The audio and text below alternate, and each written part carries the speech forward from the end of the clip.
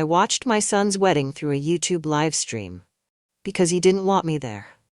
Do you know what it feels like to watch the most important day of your child's life through a computer screen? To see him smile, laugh, cry happy tears, and know that in his mind you don't deserve to be there? But what he didn't know was that I had sent him an email 15 minutes before he said I do. An email that would destroy everything he thought he knew about the woman he was about to marry. This is the story of how a mother's love became a mother's war. They say revenge is a dish best served cold, but no one tells you what happens when a mother's heart doesn't just break. It freezes over, hardens into something sharp enough to cut through lies. My name is Margaret. I'm 62 years old. I raised my son alone for 32 years, and this is the story of how I crashed my son's wedding without ever leaving my living room. Have you ever been pushed out by someone you love more than your own life? If you have, please hit that subscribe button, tell me where you're watching from, and share your story in the comments. Because what I learned is that sometimes love isn't enough. Sometimes you have to fight for it. Before you ask, no, his father wasn't in the picture. It was just me and Tom from day one. I worked double shifts at the hospital to put him through college, lived on instant noodles so he could have a name brand on everything, missed dates, vacations, my own life, because being his mother wasn't just what I did. It was who I was. But here's what you need to understand about me. Before I became Tom's mom, I was something else entirely. I was an investigative journalist. I dug up corruption.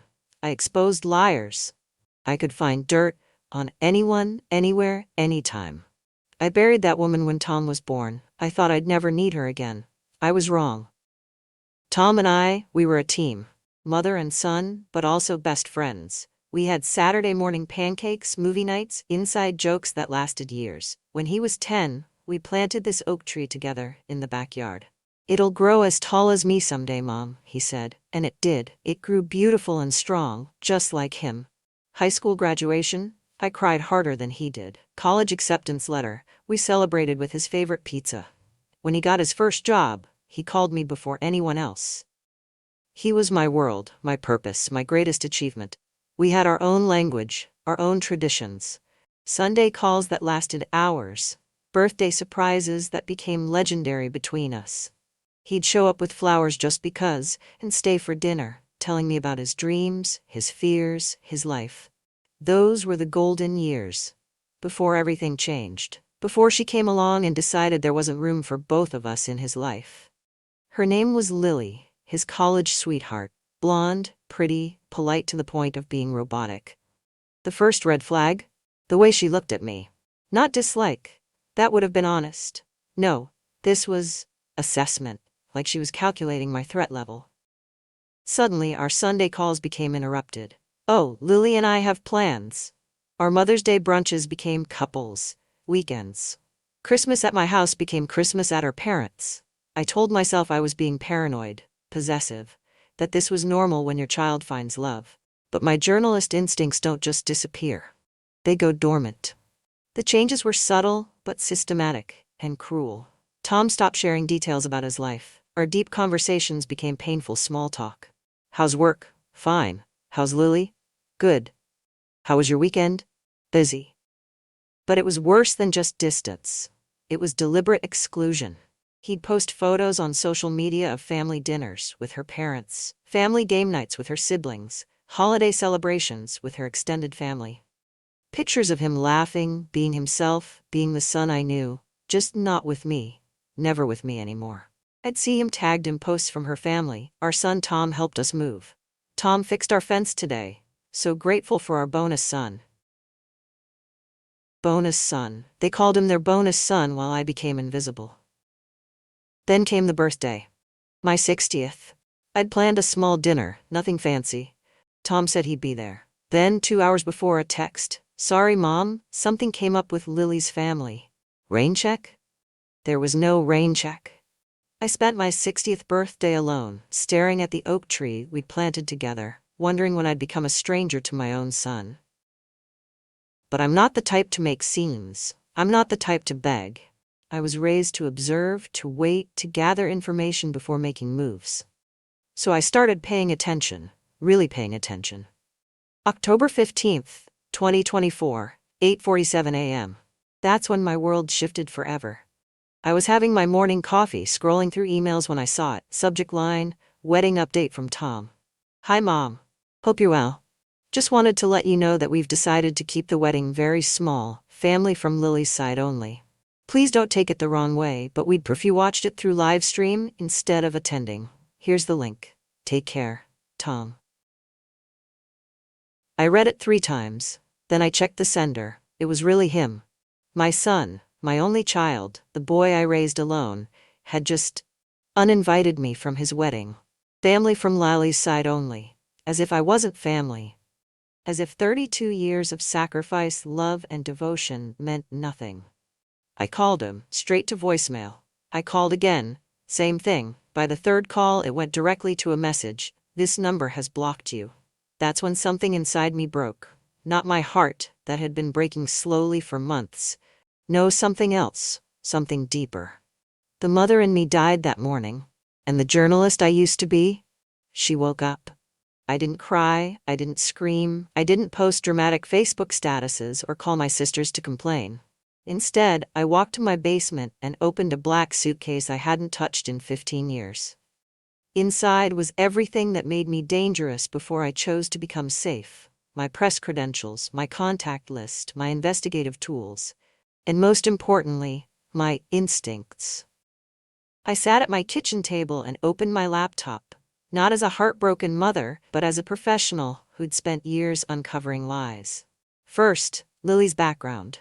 Real name, education history, employment records, family connections. Public records are amazing when you know where to look. Second, social media deep dive. Not just her current accounts, archived posts, deleted content, cross-referenced photos and locations. Third, financial records, property ownership, credit history, legal documents. What I found in those first few hours was interesting. Inconsistencies, gaps, stories that didn't quite add up. But I wasn't looking for small lies. I was looking for the big one. The one that would explain why this woman hated me enough to erase me from my son's life. I had 2 weeks until the wedding. 2 weeks to find the truth. I made a list. I made a timeline. I made a plan. This wasn't about destroying her out of spite. This was about protecting my son from someone who had systematically isolated him from everyone who truly loved him. And if saving him meant burning down her house of lies, well, I'd done worse things for smaller stories. Day 3 of my investigation, I hit gold. Lily Johnson wasn't Lily Johnson. Her real name was Emily Rose Carlton. Now, name changes aren't uncommon. People have reasons: divorce, privacy, fresh starts. But Emily's reason? That's where it got interesting. She'd been expelled from her first college. Not for academic reasons, for identity theft. She'd stolen her roommate's social security number, opened credit cards in her name, run up $30,000 in debt, then disappeared when the roommate discovered it. But wait, it gets better. After the expulsion, Emily became Lily. New state, new school, new identity, and apparently new parents. The people Tom knew as Lily's parents, they weren't her biological parents, they were her aunt and uncle, who'd legally adopted her after her real parents cut her off completely. The aunt and uncle knew about Emily's past. They'd been paying hush money to keep it quiet. Financial support, legal fees, a whole support system built around maintaining her lie. This wasn't just about a woman who didn't like her boyfriend's mother. This was about a serial manipulator who'd made a career out of reinventing herself and burning bridges. But here's the really sick part. I found evidence that she'd done this before. 2 previous long-term relationships. Both ended the same way. Systematic isolation of the man from his family and friends, followed by either financial exploitation or abandonment when the relationship stopped serving her needs. One ex-boyfriend lost contact with his entire family after dating her for 3 years. The other took out loans in his name that she spent before disappearing. My son wasn't her first victim. He was just the latest one. And suddenly, this wasn't just about revenge anymore. This was about rescue. The wedding was set for Saturday, November 2nd, 2024. I had all the information I needed. Now I just needed the perfect moment to deploy it. I could have sent everything to Tom weeks before, but Emily would have just spun it, manipulated him, made me look like a jealous mother making up lies. No. Timing was everything. Saturday morning I got dressed, but not in black like I originally planned. No, I wore the dress I'd bought months ago when I thought I'd be invited. The mother of the groom dress. Royal blue. Elegant. Perfect for a wedding. Because I was going to that wedding, whether they wanted me there or not. I printed out everything I'd found. Every document, every record, every lie, exposed and cross-referenced and verified. Put it all in a manila envelope marked wedding gift. Then I drove to St. Mark's Cathedral. My hands were steady on the wheel. My heart was calm. This wasn't about emotion anymore. This was about justice. I arrived 30 minutes before the ceremony. The parking lot was full. Dozens of cars, guests in their finest clothes, photographers setting up. It looked perfect. It looked like the wedding dreams are made of. Too bad it was built on lies. I walked through those cathedral doors like I belonged there. Because I did. I'm his mother. The ushers looked confused. Are you on the bride's side or groom's side? One asked. I'm the groom's mother, I said simply. The kid went pale. He stammered something about seating arrangements and special circumstances. I smiled at him. Don't worry, sweetheart. I'll find my own seat. I walked down that aisle like I owned the place. Lily's family filled the left side. Aunts, uncles, cousins, grandparents. Tom's side? Practically empty. Just a few college friends who looked uncomfortable. I chose the front row, right side, where the mother of the groom belongs. The whisper started immediately. Who is that? I thought she wasn't invited. Should someone tell Lily? Let them whisper. Then Tom walked out with the officiant. He saw me immediately. His face went white. He looked like he'd seen a ghost. In a way, he had. The mother he tried to erase was sitting right where she belonged. For a moment we just stared at each other. 32 years of love, disappointment, and betrayal passed between us in that look. Then the music started. Here comes the bride. Emily appeared at the back of the church in white lace. She looked beautiful, radiant, perfect, like the innocent bride every man dreams of marrying. She started walking down the aisle, smiling at her family, her friends, her future. That's when she saw me. Her smile faltered, her step hesitated. She looked at Tom, panic in her eyes. But she kept walking. What else could she do? Stop the wedding because the groom's mother showed up? When she reached the altar, I stood up. The entire church went silent. Emily was shaking. Tom looked terrified. The officiant seemed confused. Before we begin, I said, my voice carrying clearly through the cathedral, I have something for the happy couple. I walked to the altar. Every step echoed. No one moved. No one breathed. A wedding gift, I said, handing the envelope to Tom. I thought you should know who you're really marrying. Tom took the envelope with shaking hands. Emily grabbed his arm. Don't, she whispered. Please don't. But he was already opening it. I watched his face as he read. The color drained completely. His hands started trembling. He looked at Emily, then at the documents, then at me. Is this true? He asked her. She didn't answer. She couldn't answer. Tom turned to face the congregation, 100 people waiting to see what would happen next. Ladies and gentlemen, he said, his voice breaking, I'm sorry, but there's not going to be a wedding today. Chaos, immediate, complete chaos. Emily's father stood up, shouting. Her mother started crying. Guests were standing, pointing, demanding to know what was happening. Emily tried to run, but her dress was too long. She tripped, fell, scrambled back up, and ran toward the side exit. Tom just stood there, holding those papers, looking lost. And me? I walked back to my seat, sat down, and waited for the storm to pass. Because sometimes the truth needs a dramatic entrance. The aftermath was intense. Security tried to escort me out, but Tom stopped them. She's my mother, he said quietly. Let her stay. We sat together in that empty church for 20 minutes. Just the two of us, surrounded by abandoned flowers and 300 empty chairs. Why? He finally asked. Just that. One word that carried everything. Because I love you, I said, and love doesn't always look pretty. He cried then. My 32-year-old son cried like he was 10 years old again, and it broke my heart all over again. She said you were toxic, he whispered through his tears. That you were controlling. That you'd never accept any woman I loved, she said. She said you were trying to destroy my happiness. And you believed her, I said softly. Without asking me, without giving me a chance to defend myself, you just believed her. She was so convincing, he said. She made everything sound so reasonable. Like keeping boundaries, like protecting our relationship. That's what manipulation looks like, Tom. It sounds reasonable. It feels like love. Until you realize you've lost everyone who actually loves you. He looked at those papers again. How did you know?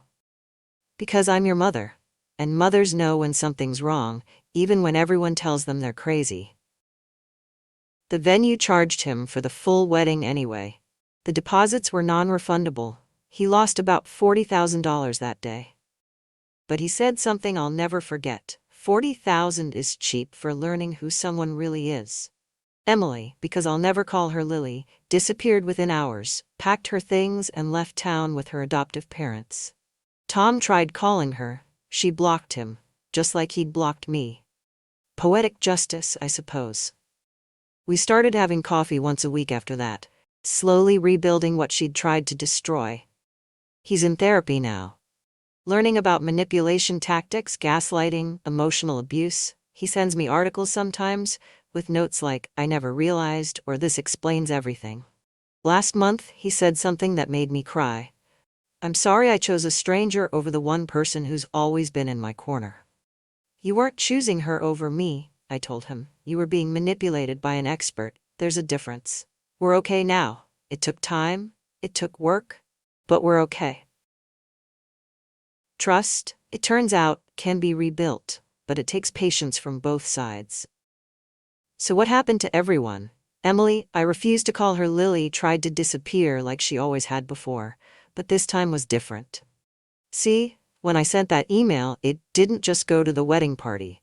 I'd also forwarded copies to the FBI's Financial Crimes Division and the District Attorney's Office. Turns out, identity theft doesn't have a statute of limitations when it's part of an ongoing pattern. Within 72 hours of the wedding, federal agents were at her door. She was arrested for wire fraud, identity theft, and conspiracy to commit financial crimes. Her previous victims came forward once they saw the news coverage. The case became a federal prosecution. Emily got 7 years in federal prison, no early parole for financial crimes involving multiple victims across state lines. But here's the beautiful part. Her adoptive parents, who'd been funding her criminal lifestyle for years, they were charged as accessories. Turns out, knowingly helping someone evade prosecution while they continue committing crimes makes you a co-conspirator. They lost their house paying legal fees, lost their standing in the community, and got 18 months each for obstruction of justice and aiding a fugitive. The aunt cried in court saying they were just trying to help family. The judge wasn't impressed. Helping family doesn't mean enabling them to destroy other families, he said. Tom, he's in therapy, working on himself, learning about manipulation tactics and emotional abuse. He sends me articles sometimes with notes like, I never realized, or this explains so much. We had coffee last month, first time in over a year. He looked older, sadder, but maybe wiser. He asked if I'd ever forgive him completely. I told him I already had. But that forgiveness isn't the same as forgetting. And trust has to be rebuilt brick by brick. I look at that oak tree we planted when he was 10, and I think about growth, about how sometimes things have to break before they can heal properly. Tom and I will probably be okay, eventually. We're both stubborn, but we're also both capable of change. But here's what I want you to understand from this story. A mother's love isn't just about unconditional support. Sometimes it's about unconditional truth. I could have stayed silent, let him make his mistake. Watched my son marry a predator because confronting the truth was too painful. Instead, I chose to love him enough to be the villain in his story. To be the mother who destroyed his wedding day in order to save his life. Because that's what real love does. It doesn't always feel good. It doesn't always make you popular. But it always, always chooses truth over comfort. They say revenge is a dish best served cold. But this wasn't revenge. This was rescue. And sometimes, saving someone you love means becoming the enemy they need you to be. I'm Margaret, I'm 62 years old, I'm a mother, and I'd do it all again. If this story affected you, if you've been in a similar situation or know someone who has, I want to hear from you. Share your story in the comments below. Sometimes just telling someone can be the first step toward healing. And if you recognize the signs of manipulation in your own life or someone you care about, please reach out for help. Hit that subscribe button if you want to hear more stories about standing up for yourself and the people you love, because everyone deserves someone in their corner who's willing to fight for the truth. And remember, you're stronger than you think, braver than you believe, and sometimes the person you need to save is closer than you realize. I'll see you in the next video. Until then, keep fighting for what matters.